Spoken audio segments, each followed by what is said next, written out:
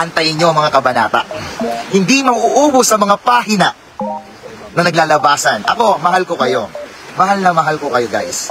Handa nating ibigay lahat ng sacrifice para ngumiti lang kayo. Ganyan ko po kayo kamahal.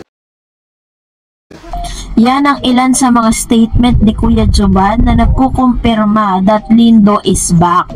Maraming ang mga nasaktan, umiyak at talagang hindi po mawari ang kanilang mga naramdaman at parang lumamlam ang ilan sa mga netizen matapos nga yung breakups, no, o yung paghiwalay ni Annalyn at ni Lindo. But this time ay sinabi na nga ni Kuya Jovan sa kanya pong live kagabi to, no, habang sila'y nagla-live, sinabi nito at nagbigay siya ng pahiwatig na kinumpirma niya dito na yung mga sinabi nilang statement na parang somebody is going back, talaga may magbabalik po sa buhay ni Annalyn. At isa rin sa mga ebidensya nakikita natin na tila baga itong si Lindo ay meron po siyang mga sinasabi sa live na nagpapahiwatig din na may comeback. So sabi po ng isang viewers po, no, OMG mga fans of Annalyn, dinudumog ang live ni Fallen, guys. Relax po, may sariling pag-iisip si Annalyn, huwag nyo silang pangunahan. Yan lagi ang sinasabi sa inyo. Masyado kayo nagpapadala sa mga kagustuhan nyo, nagiging makasarili na kayo. Respeto po muna natin ang napag-usapan nila kasi kakaayos lang ng problema. Gusto ko agad i-collab na si Annalyn kay Pogi kasi marami po kasi naglabasa na ganitong balita, pero base po dito kay Boss Fallen, wala tayong mapiga sa kanya at wala po siyang interest na mai-collab sa kanya si Annalyn. Kaya kung yung mga fans po ni Annalyn ay dinudumog siya sa live, tuwan-tuwa naman siya, 'di ba? Pero ang totoo niyan, hindi talaga, wala talagang Boss Fallen na magaganap.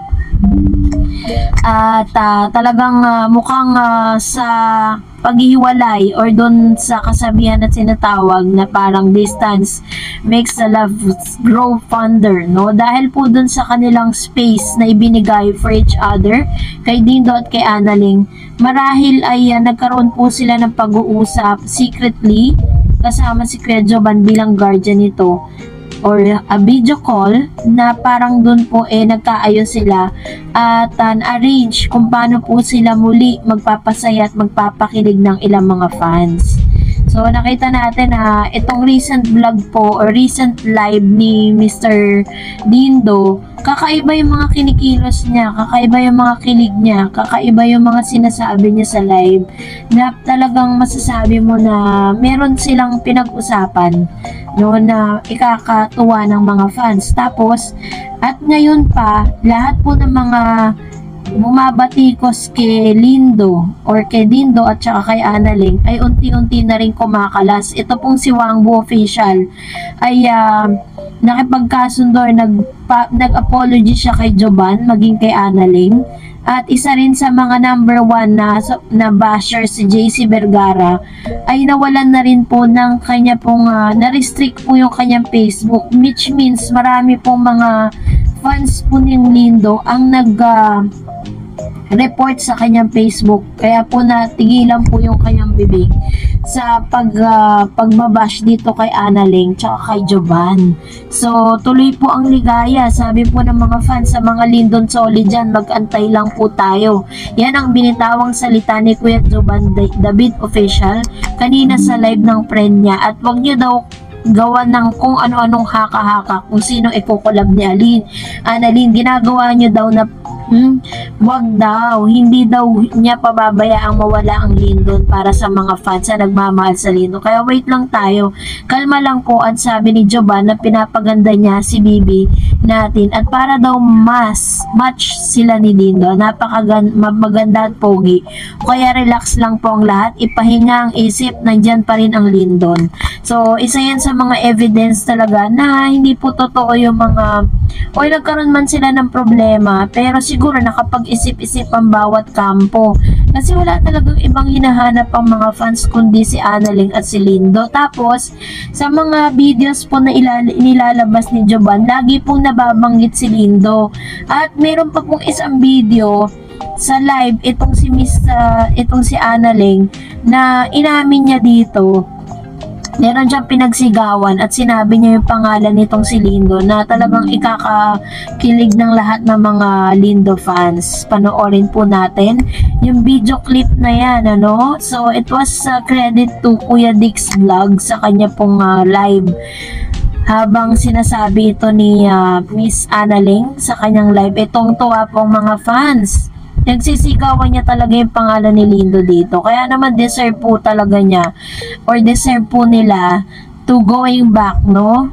So, habang pinapanood natin yan, talagang matutuwa po kayo dito sa good news na to.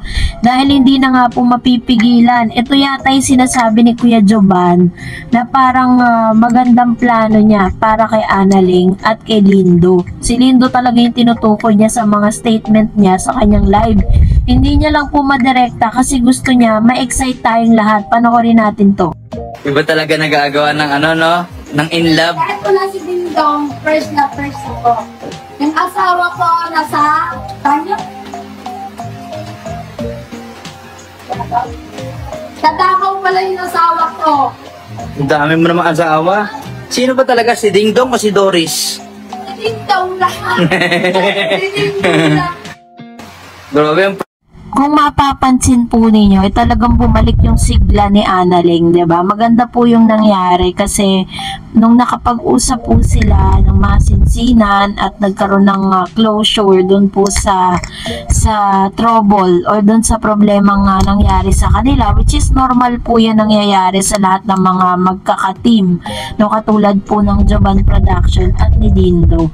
Normal lang po yan. Ang maganda po dito is naayos sila agad-agad at nagkaroon sila ng resolusyon kung ano yung gagawin nila para po mas mapabuti at mas mapaganda at mabigyan ng entertainment ang lahat ng mga manonood at mga taga-suporta nga ng Lindo.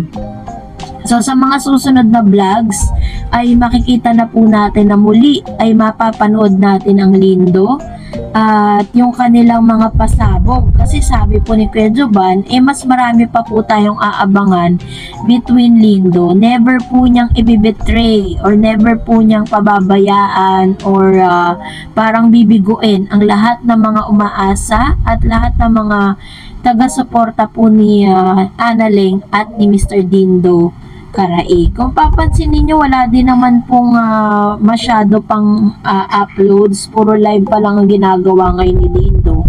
Kasi nga, she's still waiting for the right time para po makagawa ng another videos with Miss Analing. Kaya naman sa mga Dindo fans or Lindo fans, antay-antay lang po tayo.